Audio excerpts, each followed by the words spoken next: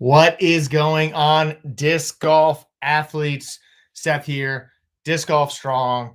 I've been looking forward to the talk we're going to be having tonight. So thank you for joining us. If you're joining us over on the Disc Golf Strong YouTube page, welcome. If you're joining us inside the Disc Golf Strong Fitness Community, welcome. Excited to have you here. And we're going to talk about shoulder injuries tonight. We're going to talk about rehabbing injuries. We're going to talk about the mental game of rehabbing. We're going to talk about things that you can do to start making an impact. If you're battling through an injury, how can you still get stronger? Can you? Are there things you can do? And we're going to do that with our friend Eagle McMahon. I've been working with Eagle for a couple of years now. Eagle takes care of himself. Eagle puts in the work as a professional athlete. He's always looking for ways to raise the bar on what he can do, how he can make a positive impact in his life, in his strength, in his development as a professional athlete. He takes it very seriously. And so I'm really looking forward to having Eagle join. If you are watching this on Facebook and you want me to see your name, if you post a comment, thanks for posting. Good to see you all here. If you look at the post on there, you should see a link you can click on that lets me see your name. So if not, it just says Facebook user, and that is completely okay. But if you want me to call out your name as I'm reading a question that you may have when we're doing a little Q&A at the end of this, and all you got to do is click on that, and then I can see your name. All right, so let's jump into it. Like I said, it's an honor to have my friend Eagle joining us as we talk about injuries. All right, let's bring him on. Eagle, what's up, my friend? Thanks for having me, Seth. I'm looking forward to this. Yeah, it's always good to talk to you. I know we talk often, but looking forward to talking, here and talking about, injuries and talking a little bit about your story and your rehab process with your injury and how we can, make a positive impact out there for others that are battling injuries as well, and know that, there's things they can do, that they can, continue to play or get the steps to moving towards playing again. So that's what we're also going to talk about tonight. It's not just going to be about your shoulder rehab, which that's going to be a part of it, but we're going to talk about a little bit about other things people can do. All right, people are saying hello, welcome. Thanks for joining in. All right, so let's get started with just a little bit about your story. As many people know, you had a shoulder injury at the end of the season.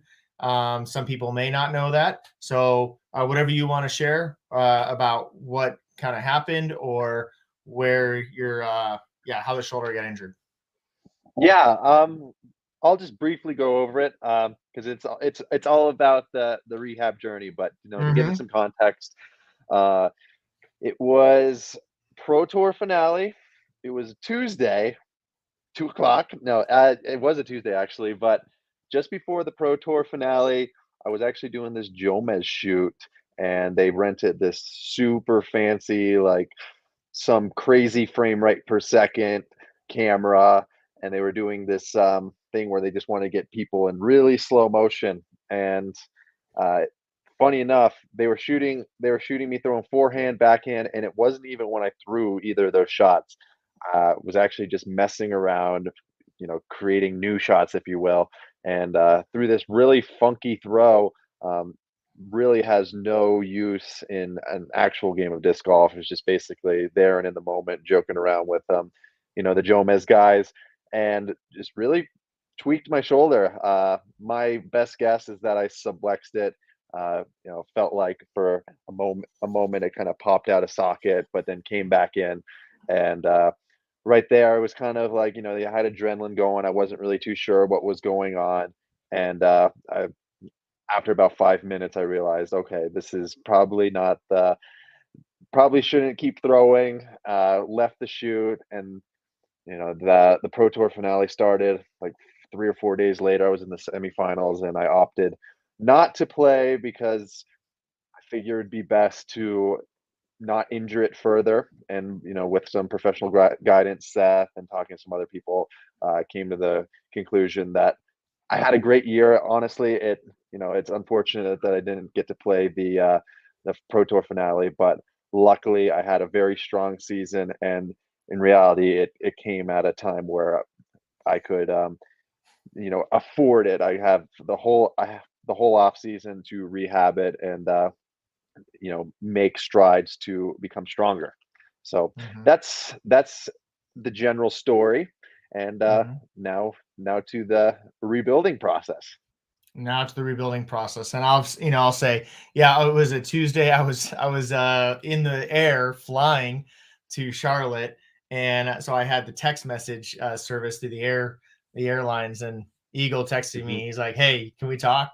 I was like, "Well, what's going on? Let me know." And told me, and we started the process right away. And that's just the mark of again, an athlete. Like, Hmm. if you wanted to jump on the process right away, you're like, hey, something's going on, let's figure this out. And so we talked as soon as I got off the plane and started the process, did the assessment. And you made the right call, and that's a tough call, and that's a call that a lot of players, both professional and amateur, make all the time. And I hear it all the time. People say, "Hey, I probably shouldn't have played, but I went out because I wanted to play in this tournament." And so I just went through it, and now my back is hurting so bad, or my elbow's hurting so bad.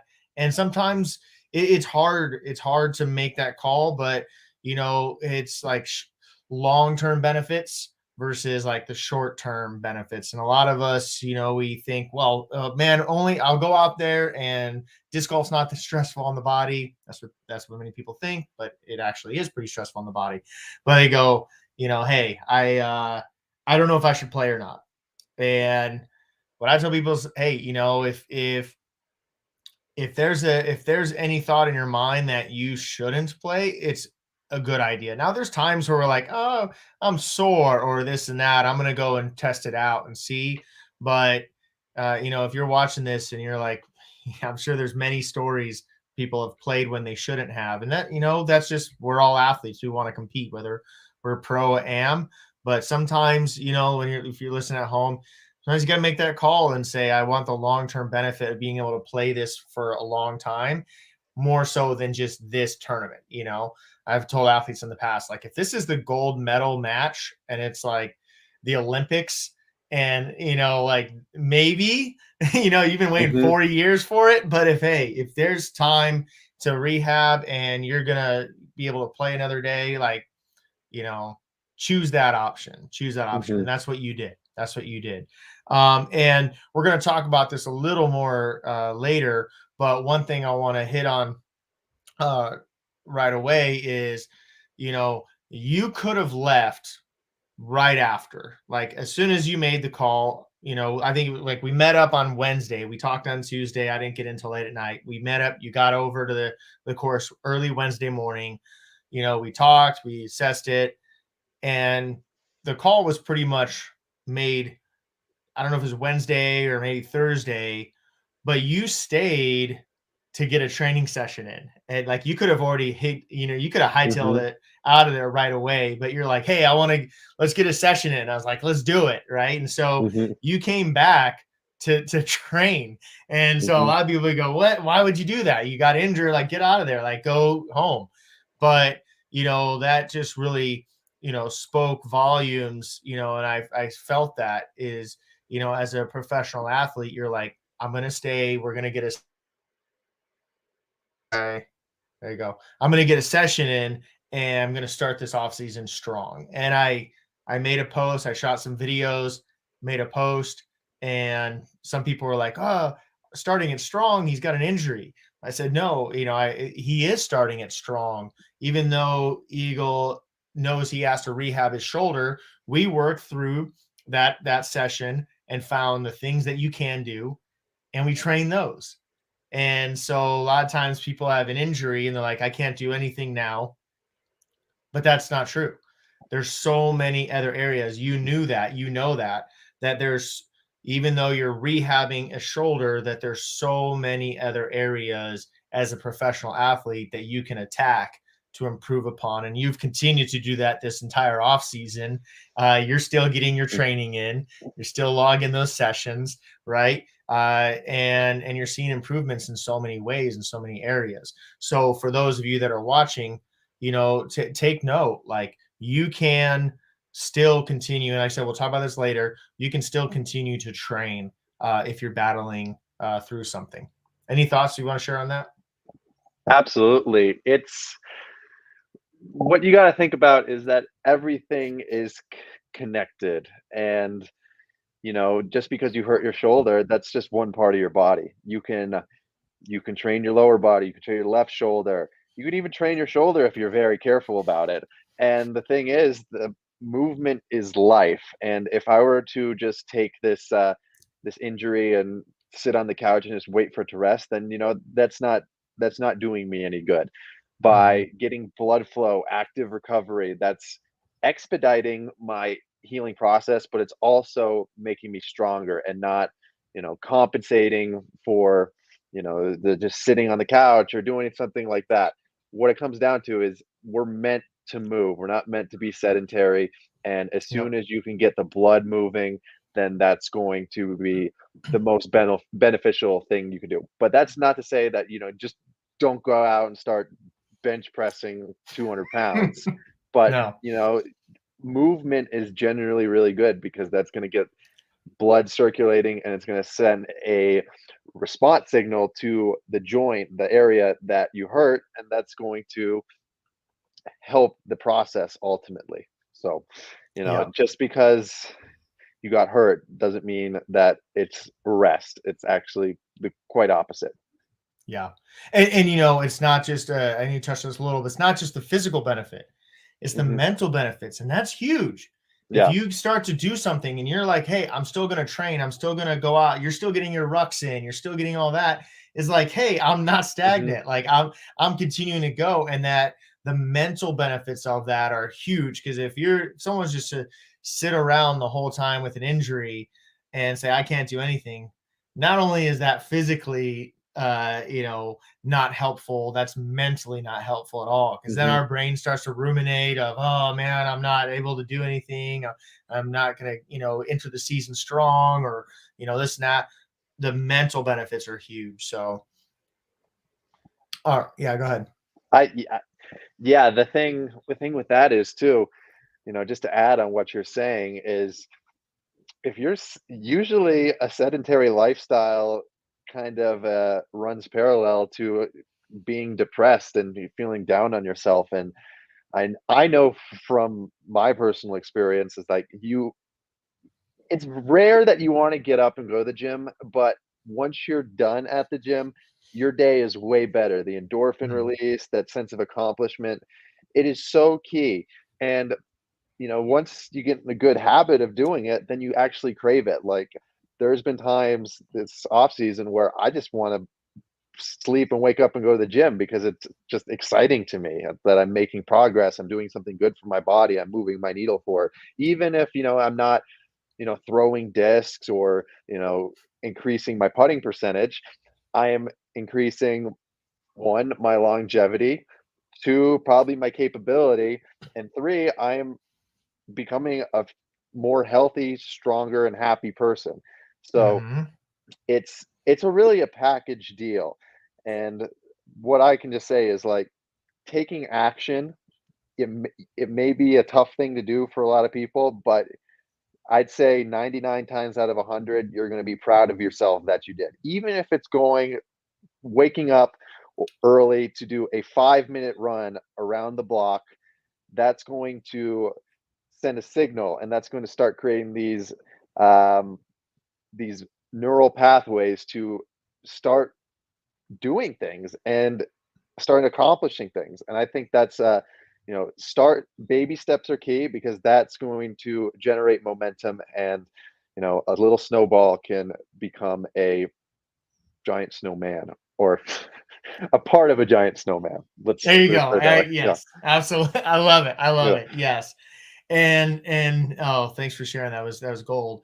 And so, you've really been rehabbing it like you've been rehabbing like it's your job, because it is. Mhm. And that's a big part of it too, is, the mindset and the physicality of doing the work, but being consistent with it as well. A lot of people have injuries, and when they rehab, they just do a little bit of it, right? Or they don't do it for as long as they should. And so that's something we'll talk about in a little bit as well, is, you know, do the work, and know that as you just continue to do the work, not only you have the physical benefits, but the mental benefits, because you're continuously doing the work. That's another part of it as well.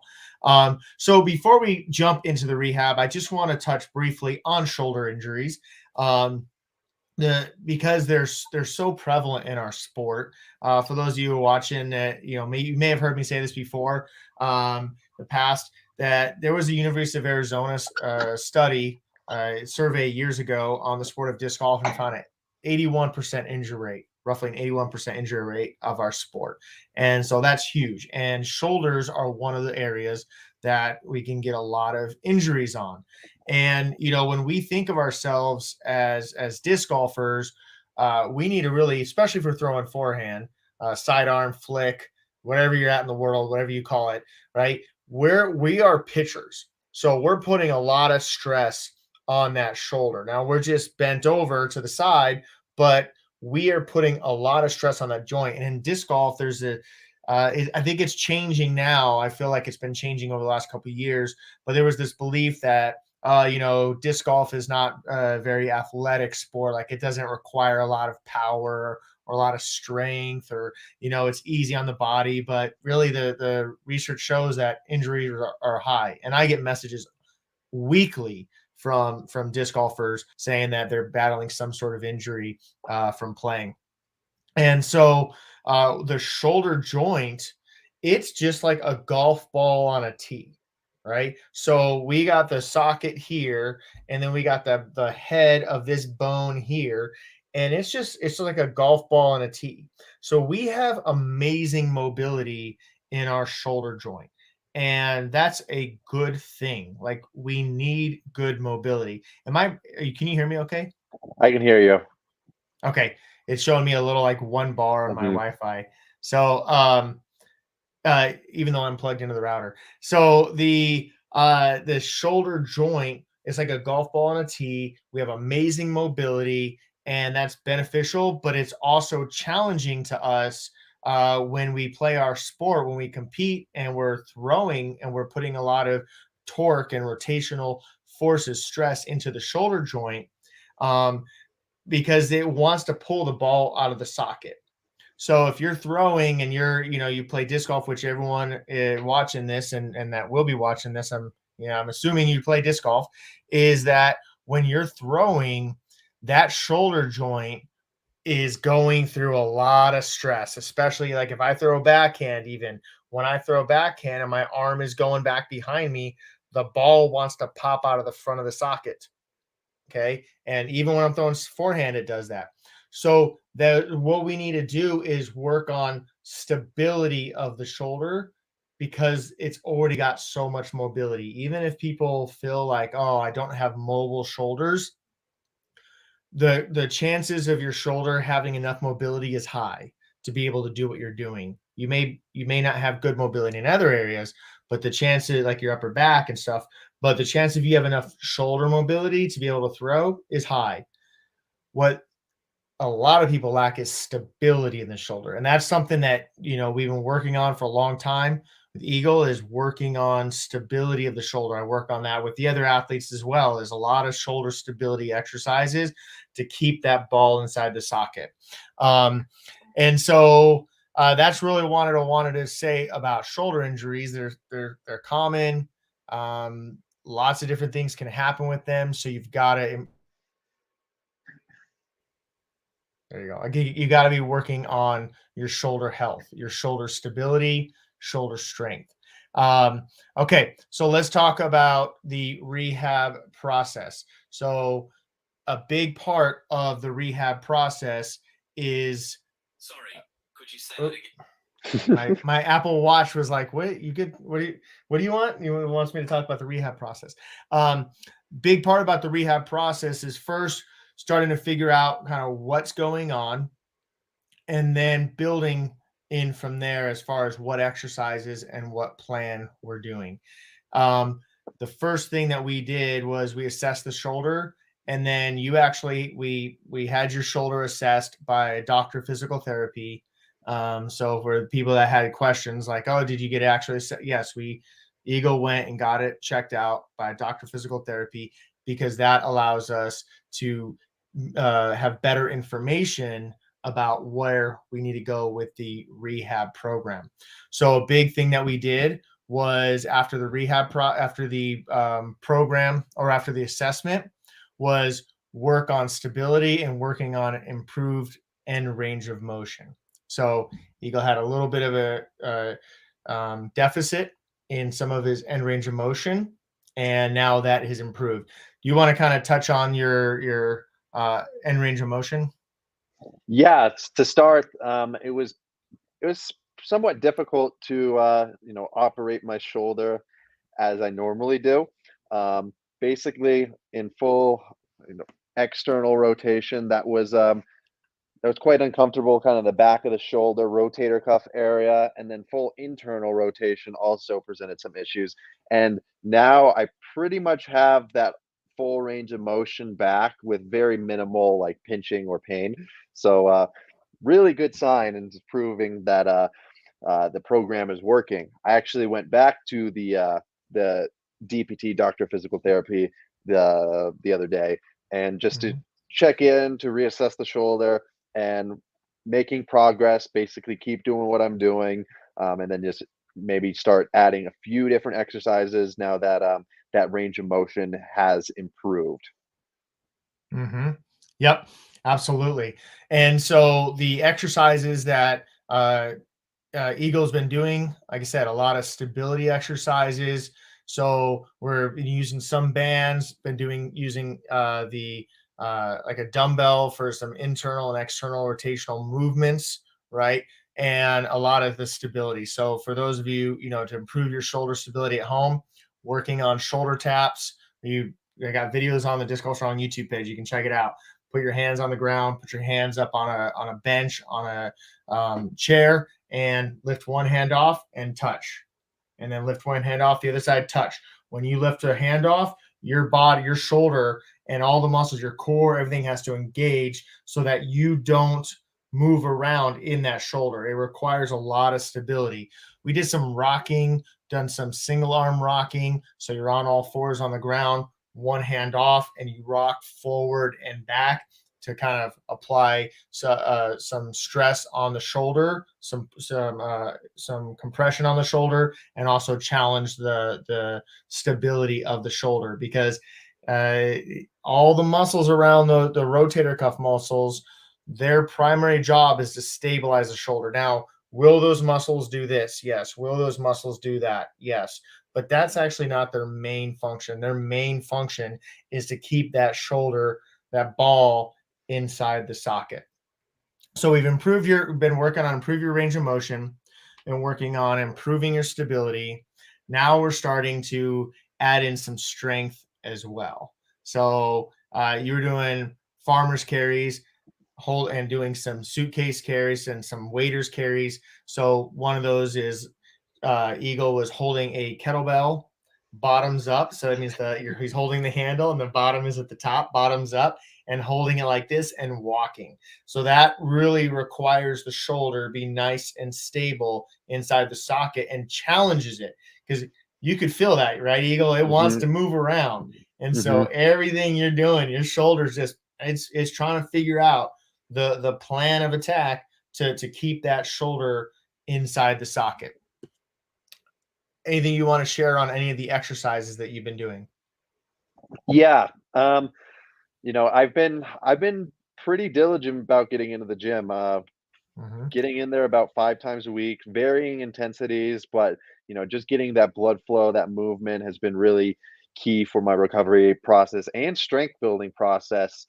Um, but I've really just been focusing on the quality of movement and just more so on technique than anything. Because if you're doing with poor technique, that's initially how I got hurt. I threw this crazy shot with terrible technique, and it set me back. A pro tour championship and a few months of playing disc golf. So really focus on the quality of movements, and yeah, I think that's a great thing to bring to the gym, to your disc golf game and life. Just take it slow and do it right.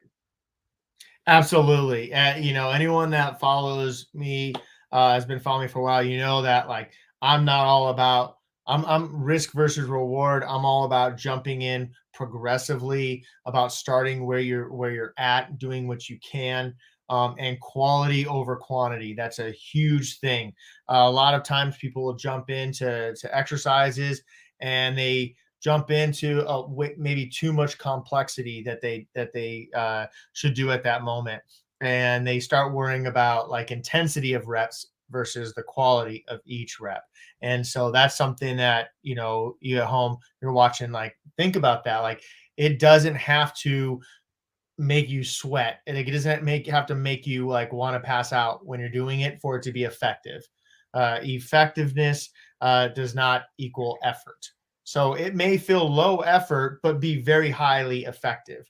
Because if you're jumping in and you start doing something that should not be focusing on at that moment, it can potentially make it much worse because now you've got to regress back and in your training because you jumped too far ahead. So we're slow progression, earn that progression. And that's like you said, that's in everything. That's what I preach in all my exercise, all my training programs is earn that progression. And you should want to. You do. And so Eagle. And so those at home, earn that progression.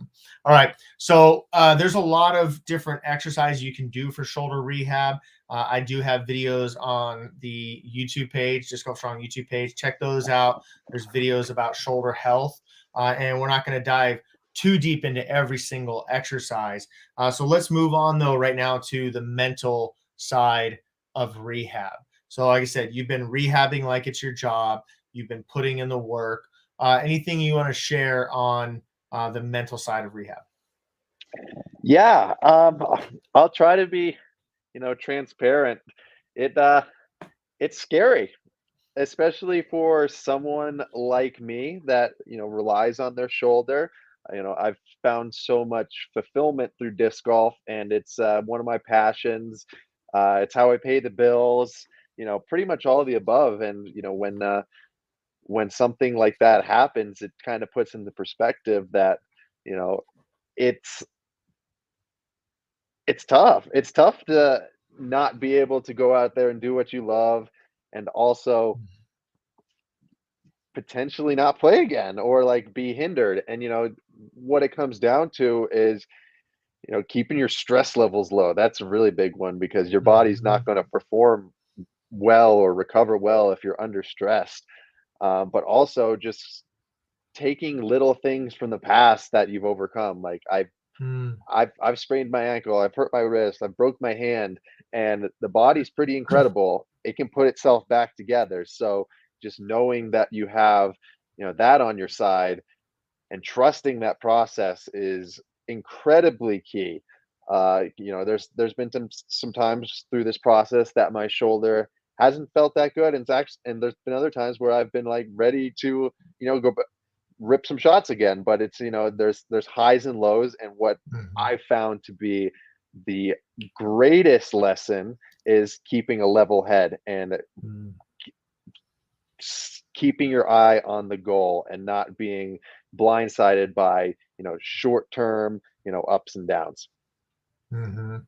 Yeah, you've always been, as long as I've known you, like you trust the process.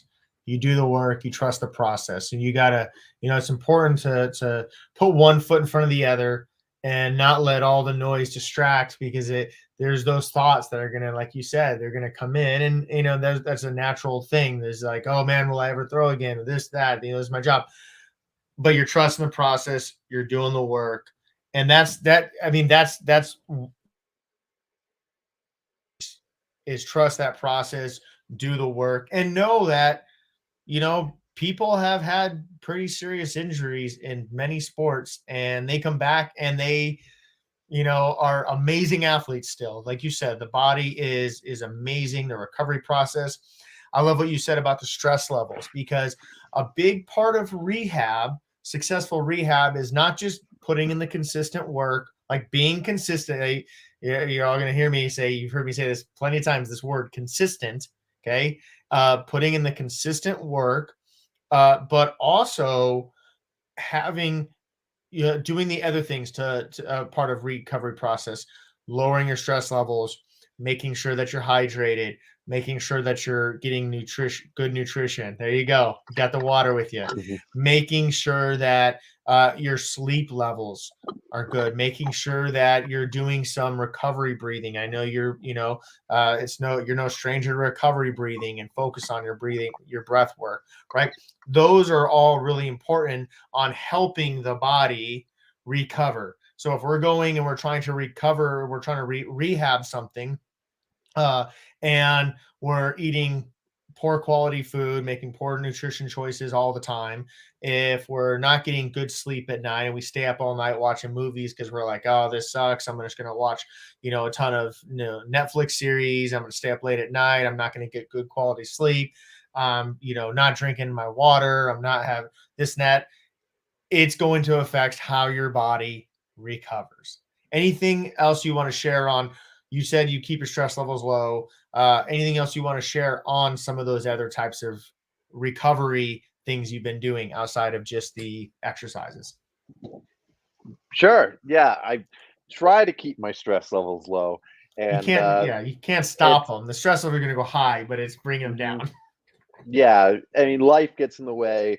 There's every day is a challenge sometimes, especially if you don't get good sleep.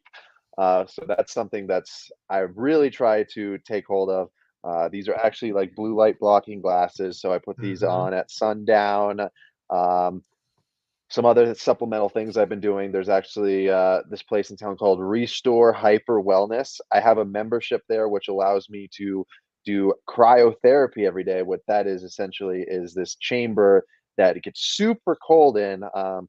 They have different levels. They have like a beginner, advanced, pro level. I do pro for 3 minutes. That's as cold as you can get for the max amount of time. And essentially, that's really good for helping inflammation, and that also has some really amazing like endorphins afterwards, Mm-hmm. and really good for mitigating stress levels. Red light therapy, really good for cellular regrowth and like circadian rhythms. And then they have a bunch of other stuff like infrared sauna, which helps for other cellular regrowth, inflammation. So I've been doing that essentially every single day to supplement my training and help me recover faster, so I can maximize the effort I put in the gym as well.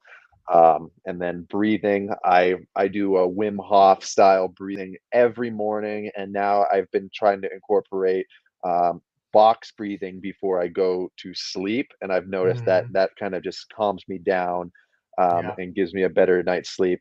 And really trying, this is the toughest thing for me, is mitigating my screen time at night.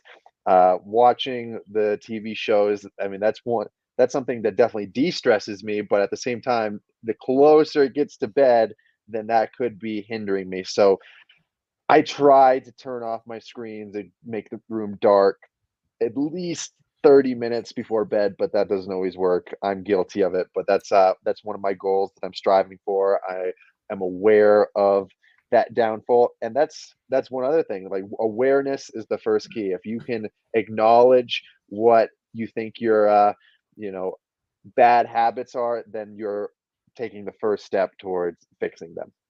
Yes, absolutely. That was all great advice, and thank you for sharing that. And so, one thing I want to hit on is like Eagle talked about. He's getting red light. He's doing the infrared. He's doing the cryo. He's doing the other things. He's also getting muscle activation technique done, mat done. So, I'm a big believer in the team process. So, we have Eagle, he's going and getting other treatments done as well. He's seeing another guy in town. I'm not local, with Eagle. He sees another guy, he gets muscle activation technique. And so, you know, thing is important. Do at least one thing to help your recovery process. But if you can add in those other things, if you can look for those other recovery pieces, that is important as well. All right. So moving on to continuing to train in other areas. As I talked about in the beginning of our talk here, is that you started the off season strong because you didn't just say, "Hey, I'm injured. I can't do anything now." And you haven't said that once over the entire off season. You've continued to train. You've been doing lower body stuff. You've been doing upper body stuff. You've been doing core work. There's a lot of areas that you've continued to train. And so we've talked about how that is beneficial for us physically, but also mentally. And really to hit on that point there is look for those other muscle groups, look for those other movement patterns really that you can train. Go, hey, I got a knee thing going on. What can I do? You can get your core strong. You can get your upper body strong. You can do a lot of pushing and even more pulling exercises. You can train the other leg. You can find movement patterns that maybe decrease that range of motion. Now, always go see your doctor or talk to a professional before you train anything through pain. But you might be able to go into a doctor and get assessed, and they say, "Hey, your knee, you're going to actually benefit from squats. Maybe not the full range of motion squats right now, but doing some limited depth squats. That might be something that you're able to do." So you start to do that because there is we don't want to train through the pain. Okay. But there sometimes during our rehab process, recovery process, moving into ranges that are slightly uncomfortable. And I'm not telling anyone to train into pain or anything. Talk to your medical professional. But it's not always a bad thing to start to train into areas where we're like, okay, that's about right where I need to stop and go back up. Right. So to take that squat, for example. Okay, I'm going to squat down. And all right, once I get to close to parallel, my knee doesn't feel great. But as I approach parallel, it feels fine. So I'm going to put a box under me, or I'm going to put a chair under me. And I'm going to squat to that. Oh, that feels good. That feels fine. I'm going to work through that. Okay. Because when we have an injury, the brain, there's also a lot of brain science and a lot of brain involvement in injury. So we can go, "Oh man, I can't do that. It hurts." And I've had people where they say something hurts and it's well beyond the time period usually that there's an actual injury going on. But the brain is remembering that injury and the brain goes, "All right, I don't feel comfortable moving to that range of motion because I remember that there was an injury there. So I'm going to stop you." I had a guy one time, he had been 12 years since he had back surgery. And we met first time and I said, "All right, I just want you to squat down a little bit and then stand back up. Let's just see what your squat looks like." And he's like, "Oh, I can't do that. I injured my back squatting." I said, "How long ago was your surgery?" He goes, 12 years ago. I said, "Okay, so let's just give it a try." And he started to just barely squat. And I was like, and then he's like, started sweating. He's like, "My back hurts. My back hurts." I'm like, "Okay, all right, go ahead and stand on up. No worries." I said, "Let's just take a break. Go and sit on that seat over there, that chair, and we'll move on." He goes right over and sits right down just fine. And then he stood back. I said, "Okay, stand back up." And I said, "Do you know what you just did right there?" And he goes, "I did a squat, didn't I?"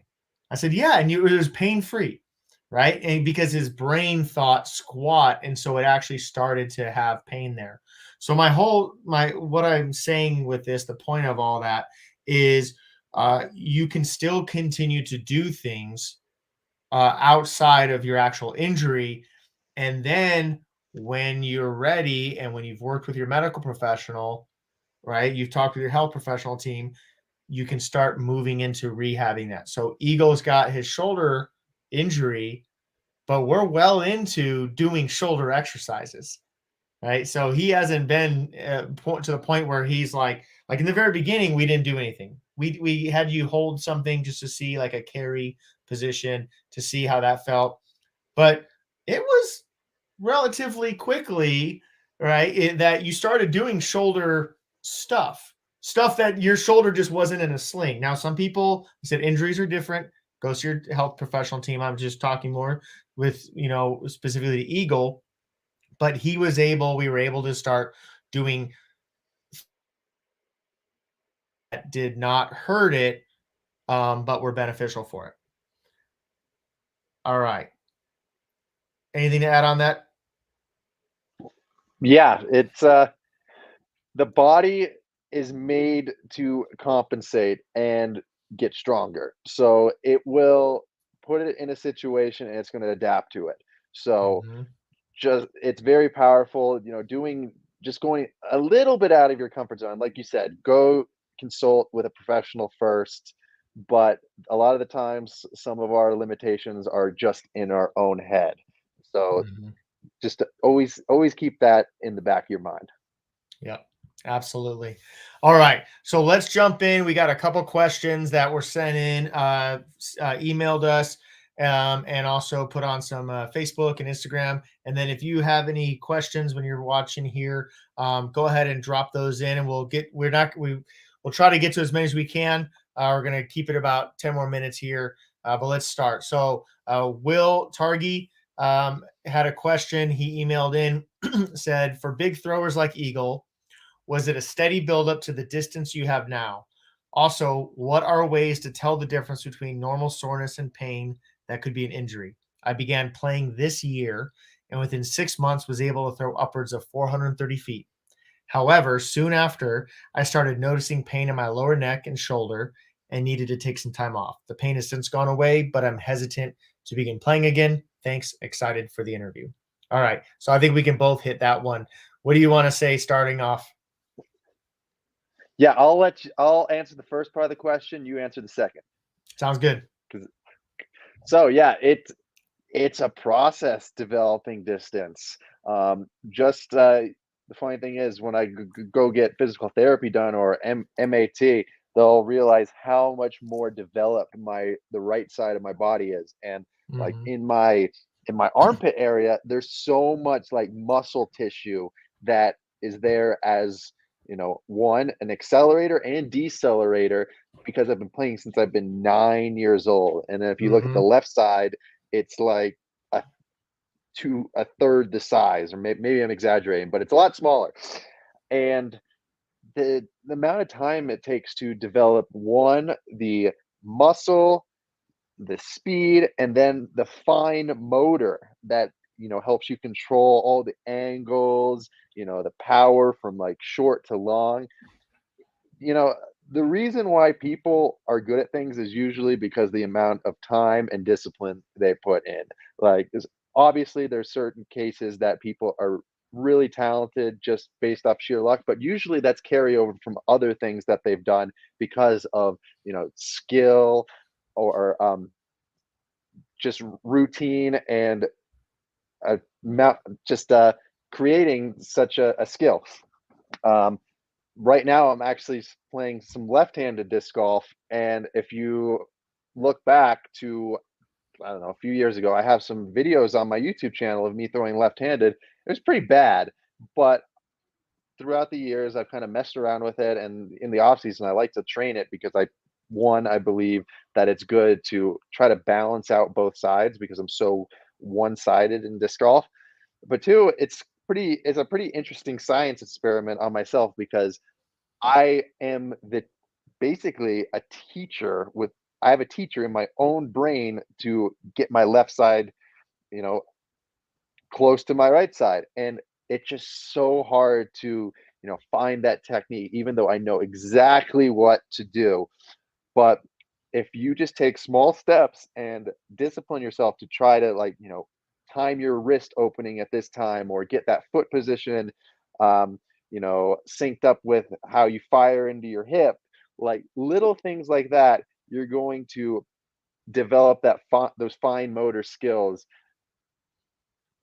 Really, you're gonna do it, and it's going to blow your mind how much improvement you get if you stick to it on a consistent process. So really, it's creating a schedule for yourself and sticking to it. And I don't recommend I recommend going hard at times, but also just keeping it consistent, like going hard once a week, once a week, only one time a month is way worse than if you were to do it 5 times a week, uh, semi hard intensity or semi, um, basically, I'm losing my train of thought Intensity, here, but like a moderate intensity. like a moderate intensity 5 times, keeping that schedule consistent, that's going to help you develop better distance and results in putting, sidearm, or distance. Yeah, that was great.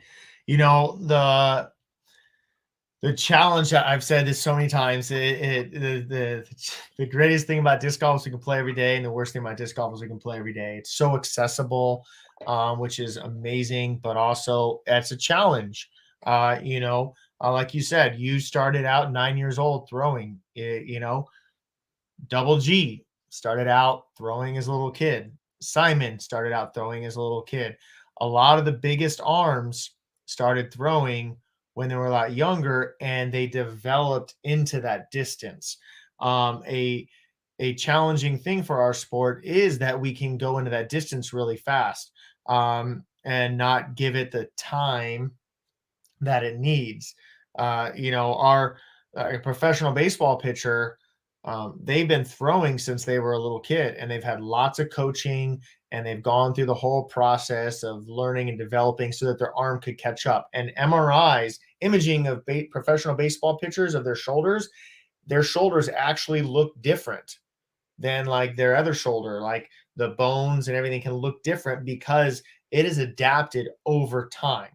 And so, an analogy I've used, and it's just the reality of our sport where it's at, is that, like, if I went to throw a baseball and, I was like, hey, this is a lot of fun. And then, within a couple months, I'm trying to throw as fast as like a closer in the Major League Baseball, in Major League Baseball, it's going to hurt my arm. Like, I'm not going to be able to do that. If I slowly progress, I may still not be able to do that, but I understand that's where I'm at. And in disc golf, it's a challenging thing that we can throw and we can get to it. And the next thing you know, we're like, how to throw spicy forehands like Eagle McMahon, like on YouTube, right? Like, and so to your question, Will, is like, give it time, like earn that distance, earn that progression, because it's going to help you save your, make you more injury resilient by allowing that progression to happen. Work on your stability, make sure you're warming up, make sure you're doing your recovery work, things like that. But don't rush it. And that's not something that you're just doing, Will. It's something that a lot of us want to do because we love the sport and we want to be able to go out and get that distance. But the more we can hold on to, like what you're saying, Eagle, and what I'm saying is, like, earn it, like slowly, like work into it. Like, don't just do full intensity all the time. Do some, moderate intensity, do some low intensity, right? Spend a lot of time on those other skills, and you will improve and the distance will come. I worked with a, young disc golfer, and, pro disc golfer, and he's like, and I want to be able to throw this far. I said, you got to let your body, you got to earn that distance. And he is, but we're going to lower our injury, chances of injury by doing that. Now, the unfortunate thing is, as athletes, pro and amateur, injuries happen. They happen at the highest levels of every sport, and all levels of every sport. You can't really stop it, but we can slow it down. We can become more resilient against injuries, and when we do have an injury, we can make sure they're not, catastrophic. Hopefully, I think he had. Let me just see. Will had another part in that. Yeah. So you notice your lower back, lower neck, and shoulder is starting to hurt, and one, it could be if you're throwing a lot, you got to let those tissues recover, and you got to get them strong. You got to get them warmed up, and you got to get them strong. But that's, again, just trust the process and work your way into that distance. All right, let's get another question in here. I'll take one from the board here. I like our friend Frisbee Rob. Rob is on the board, and he says infinite mindset versus finite thinking. Yes, that was, earlier on talking about, what's possible. To hit on that real quick, I'm a huge fan of like growth mindset versus fixed mindset. And if you have a growth mindset, you're going to know that, hey, you put in the work, you can improve, you can get better at things, you can rehab injuries. If we have a fixed mindset, it's like, oh, this is where I'm at, I'm done, can't do anything to change it. All right, let's see what else we got on the board. Lots of people are saying hello.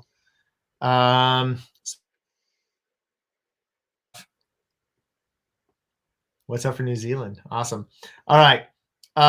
What's the hardest part of your rehab to motivate yourself to do, and how do you get past it? By Robert Waters. The hardest part of your rehab to motivate yourself to do, how do you get past it? That's a good question. I think I'll kind of tie it into something you just said, was a growth versus fixed mindset. And I feel like the hardest part is, no one really wants to go into the gym to start the day. There's always that initial thought. I bet you for even, some of the most decorated bodybuilders, they probably say, "Oh, gosh, I don't want to lift this heavy lift today." But they realize that it's kind of like their job, and it's what they love to do.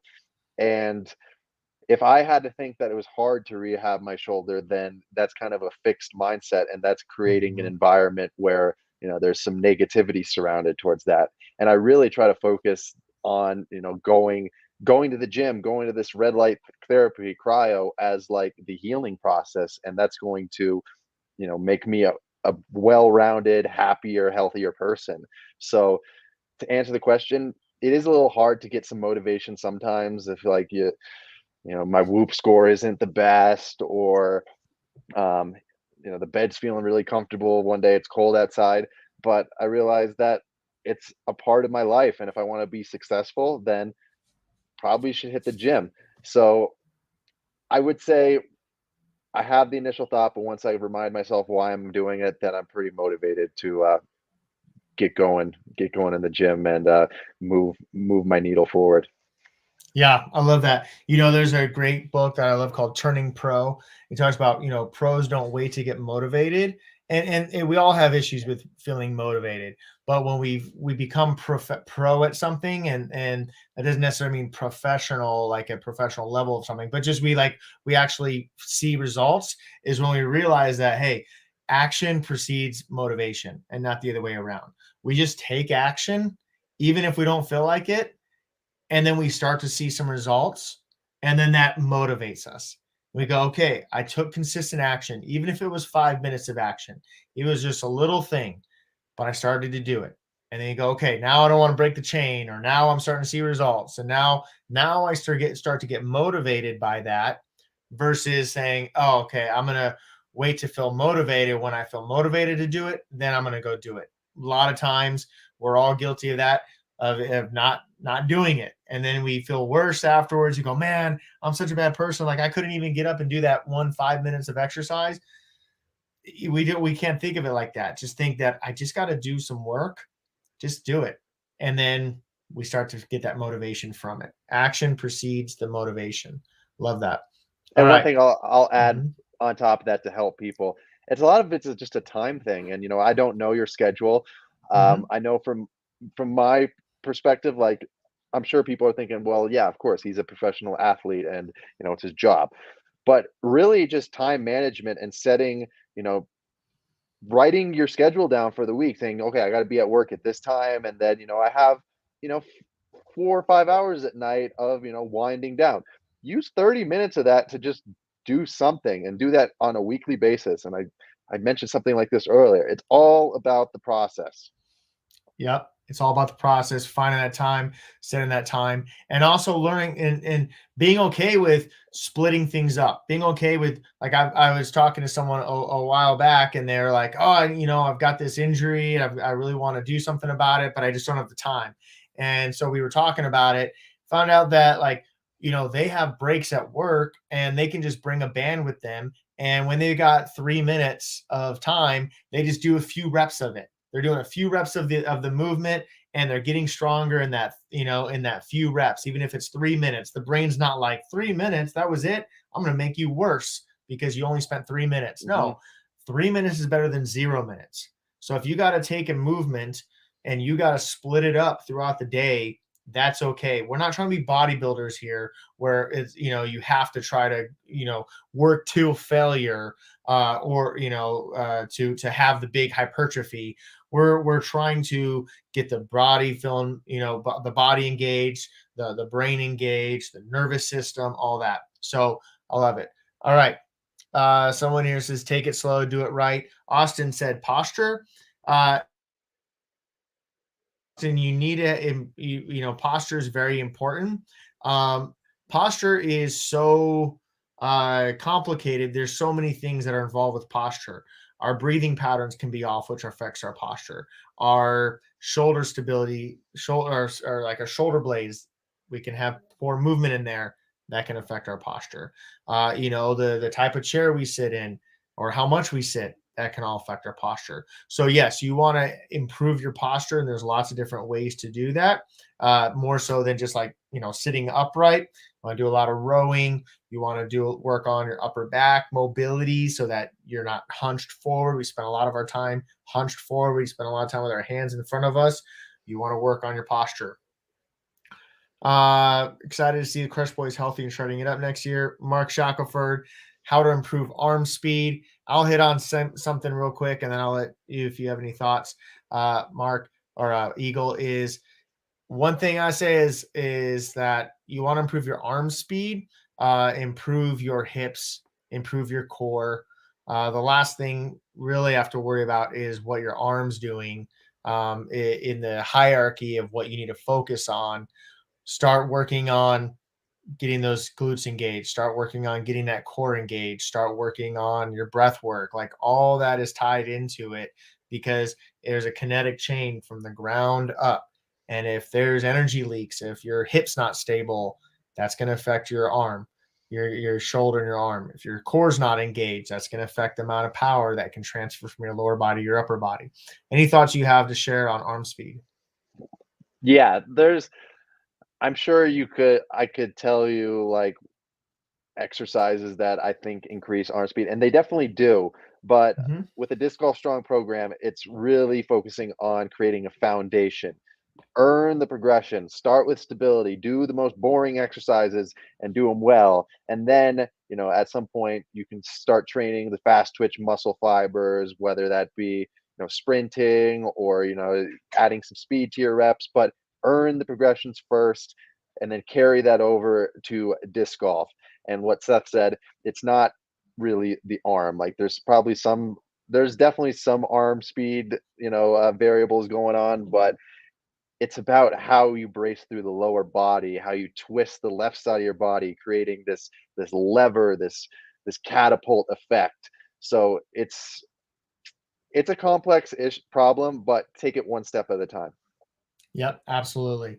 All right, a few other quick ones here. First off, Martin, my buddy Martin Leon, he Valhalla. It was at his tournament back in 2016 when I was with got partnered up in a triples event with John Baldwin, former Masters World Champion. And I said, hey, I've been thinking about doing this disc golf thing called Disc Golf Strong.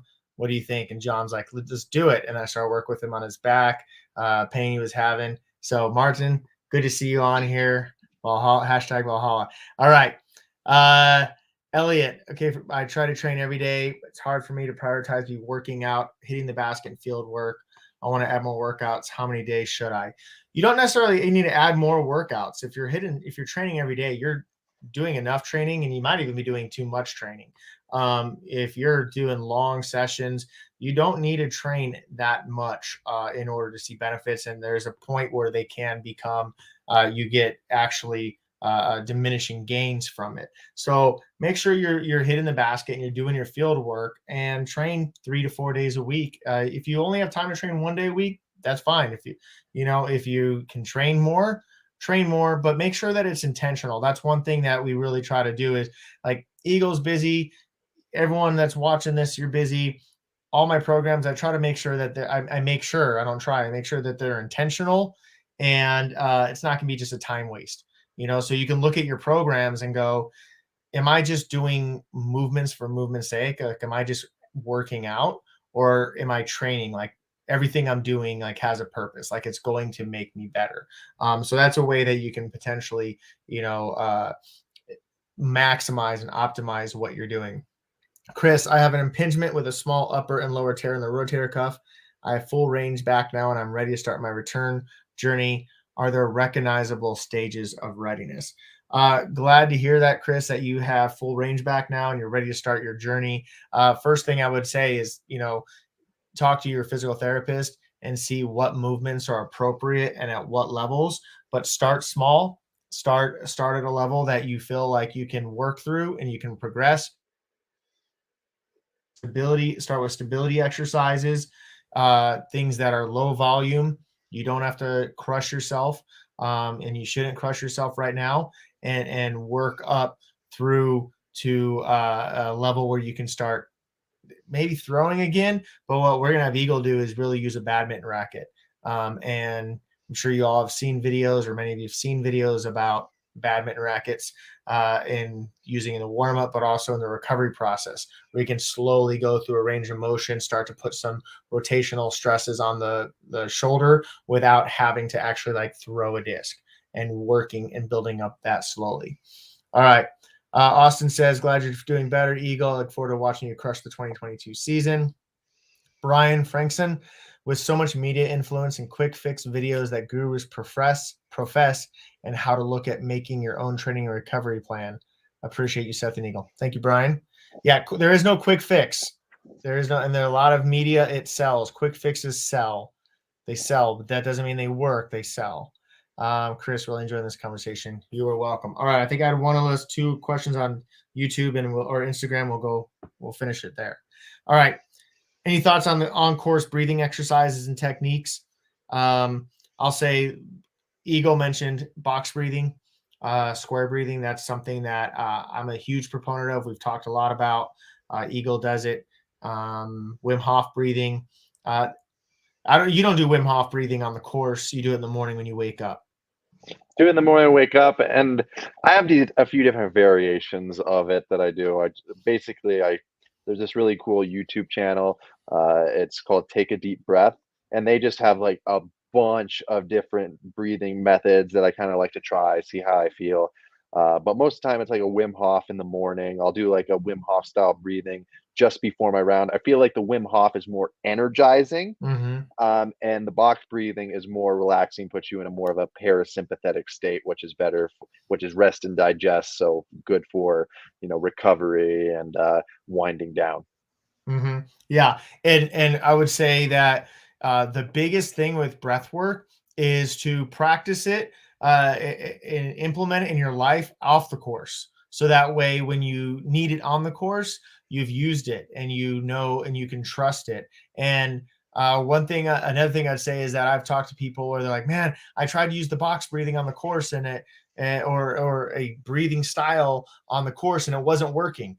Well, they were putting too much not focus on it to work. They were trying to make it work so bad that they were thinking so much, and then their brain was racing. It's like you got to try to use the breathing to calm you down and not think like it's not working fast enough. You just do it and practice it and implement it in other areas of your life. All right, last one here. All right, Disc Golf Daddy. Any advice for a forehand dominant player? Backhand just feels so unnatural, and I have not experienced much or any discomfort with my forehand, which I use 90% on the course. I'll say something, and then if you have anything to share, you go badminton racket. If you want to work on your backhand, use your badminton racket. You can use other things. I don't recommend a tennis racket, too heavy, but we need to get reps in. And you need to get reps in at a low level, at low volume. And so if you're sitting there and you're only trying to improve your backhand with a disc in your hand, then our ego's involved. We're thinking about it, and we're just not getting reps in. But if you can take a badminton racket and just every day, just get reps in, build that rotational pattern. Let your brain figure out how to make that rotational pattern happen, how to move in the right places, how to improve the timing. And that's something you can do to start improving that backhand form without having high volume. And, anytime we put a disc in our hand, we're not going to want to throw it at 10 or 20% intensity, but you have a badminton racket, you can do it there. Any thoughts you want to share, Eagle? I agree. Slow and steady wins the race. It's something that we always forget. We're always going for what's quick, what's easy, what's fast, what's sexy. And, while all those things are great, a lot of the times, what's behind the curtain is a ton of work and time. So just a final reminder, it's not a sprint, it's a marathon. It takes a long time to get where you want to be. And there's some days where you're going to have these pretty incredible increases because you've been putting in the work, but that increase is reward. But stick to the program, stick to the progress. Mm-hmm. A lot of times we want to be a professional in anything we do. It's really a commitment to also do the boring stuff. Also do the stuff that doesn't feel like it matters. It matters. And so you've been doing that. Elliot says hashtag World Champ 2022. This disc golf strong has been a huge part of the journey. And Eagle, you're the freaking man, is what he says. Thanks, Elliot. Hey, thanks everyone for tuning in. It's been a great conversation. Thank you, Eagle, for taking some time to have this conversation and to share about your story, your rehab. And we can talk about the mental game, about the strength, about all that stuff. But all right, something else I want to add is that a goal of mine for a long time has been to start a disc golf strong performance podcast. So this is eventually probably going to be the first episode when it comes out of the Disc Golf Strong Performance podcast. I'm saying it out loud so that I commit to it. So you may be listening to this and go, oh, hey, this is when he first announced it, and now it's on the podcast. But keep an eye out for that. I said I want to put it out there, so I commit to it, and we'll be having conversations about strength, about performance, about injury rehab, about mental game, nutrition, everything on the Disc Golf Strong Performance podcast. But again, thanks so much, everybody. Share this with your friends. Share this with your fellow disc golfers. Share the link on YouTube or invite them to the Disc Golf Strong community there on Facebook so that we can help our community be strong and resilient and play this amazing sport as much as we want, as long as we want, just like Eagle wants to, just like you all want to, just like I want to. All right. Have a great night, everybody. Thanks. Remember to keep training disc golf strong so you keep playing disc golf strong. Take care. Peace, guys. Thanks for joining.